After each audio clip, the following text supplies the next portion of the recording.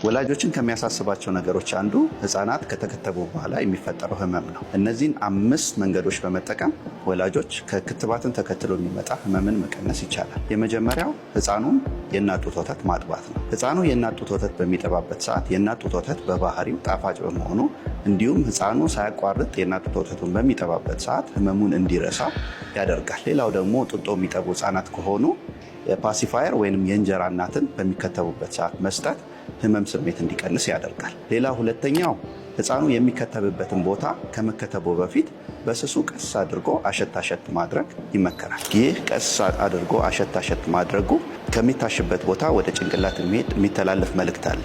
ይህ የህመም መልእክትን ጭንቅላት ላይ ዘግይቶ እንዲደርስ በማድረግ ህፃኑ የሚሰማውን የህመም ስሜት እንዲቀንስ ያደርጋል።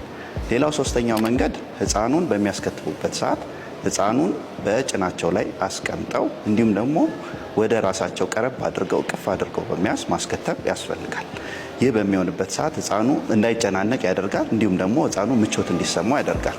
ህፃኑ በሚከተብበት ሰዓት አስተኝቶ ማስከተብ ህፃኑ በጣም እንዲጨናነቅና የህመም ስሜቱ እንዲጨምር ያደርጋል።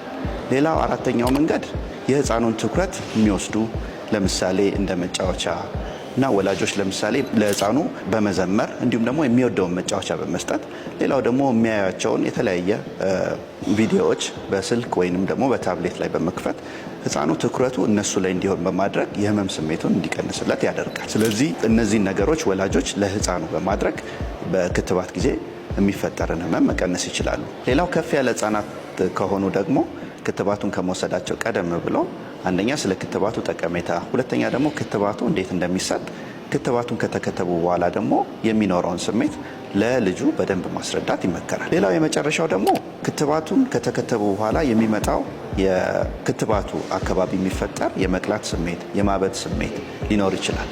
ይህንን ስሜት ለመቀነስ ወላጆች ጨርቅን በቀዝቃዛ ውሃ በመንከር እንዲሁም ደግሞ በረዶን በፌስታል በማድረግ የተከተበበት ቦታ በመያዝ የክትባቱ እብጠት እንዲሁም መቅላት እንዲሁም የህመም ስሜት እንዲቀንስ ማድረግ ይችላሉ። ነገር ግን ይህንን አድርገው የህመም ስሜቱ የሚቀጥል ከሆነ ወላጆች የተለያየ የህመም ማስታገሻ መድኃኒቶችን መጠቀም ይችላሉ። ለምሳሌ እንደ ፓራሲታሞል፣ ሰፖዚተሪ ወይንም ደግሞ አይቡፕሮፌን በመጠቀም ለልጁ በመስጠት የህመም ስሜቱን መቀነስ ይቻላል። ወላጆች እነዚህ የተነጋገርናቸውን 5 ነጥቦች ለህፃኑ በማድረግ ክትባትን ተያይዞ የሚመጣ ህመም በመቀነስ እንዲሁም ህፃኑ ለክትባት አሉታዊ የሆነ ጥላቻ እንዳይኖረው በማድረግ ማገዝ ይችላሉ። አመሰግናለሁ። ዶክተር ኤርሚያስ አበባው ነኝ፣ የህፃናት ህክምና ስፔሻሊስትና የህብረተሰብ ጤና አጠባበቅ ባለሙያ።